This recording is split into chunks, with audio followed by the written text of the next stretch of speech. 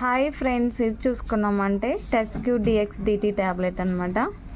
ఇది వచ్చి మెయిన్ దేనికి యూస్ చేస్తారంటే డ్రై కాఫ్ కోసము. ఇది బ్రాండ్ చూసుకున్నామంటే బ్లూ క్రాస్ వాళ్ళది. మెయిన్ ఫార్ములా ఏముంటుందంటే dextromethorphan hydrobromide and chlorpheniramine maleate and phenylephrine hydrochloride ఉంటుందన్నమాట. ఇది ఇంట్లో ఎంఆర్పి చూసుకున్నామంటే 58 రూపీస్.